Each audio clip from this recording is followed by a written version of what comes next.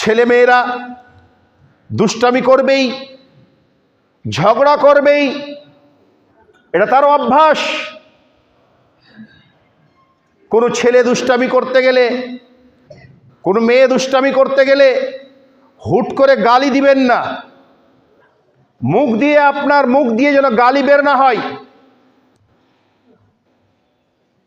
আপনার দোয়া আপনার ছেলে বা মেয়ের ক্ষেত্রে, আপনার দোয়া আপনার ছেলে বা মেয়ের ক্ষেত্রে গ্রহণ হবে যদি আপনি আল্লাহওয়ালা হন, যদি আপনি আল্লাহ বিশ্বাসী হন, যদি আপনি ঈমানদার হন।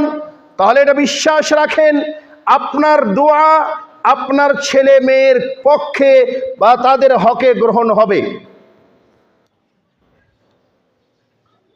তাই হুট করে গালি না দিয়ে, বদদুয়া না করে আপনি তাদের জন্য দোয়া করবেন। সে অসুস্থ হলে দোয়া করবেন, রোগগ্রস্ত হলে দোয়া করবেন। আপনার দোয়া কতটা কার্যকরী, কতটা কাজ করে একটা উদাহরণে শুনেন। আপনি মা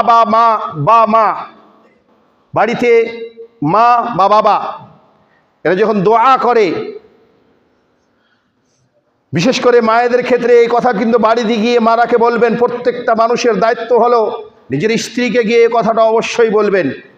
এই দুইটা ঘটনা আমি বলবো আজকে, দুইটা ঘটনা মায়ের, বিশেষ করে মায়ের দোয়া ছেলের সম্পর্কে, ছেলে বা মেয়ের প্রতি, তার হকে, তার জন্য দোয়া, বাবার দোয়া। এই দুইটা ঘটনা অবশ্যই যারা এখানে উপস্থিত আছেন নিজের বাড়িতে গিয়ে নিজের স্ত্রীর সামনে, নিজের ভাবির সামনে, নিজের মায়ের সামনে এই কথা, এই ঘটনা দুটি অবশ্যই পেশ করবেন। ইনশাআল্লাহ আপনার দ্বারাতে কেউ না কেউ পথ পেয়ে যাবে, কেউ না কেউ হেদায়েত পাবে, এটা আশা করবেন। আশা করে অবশ্যই এই কাজটা করবেন।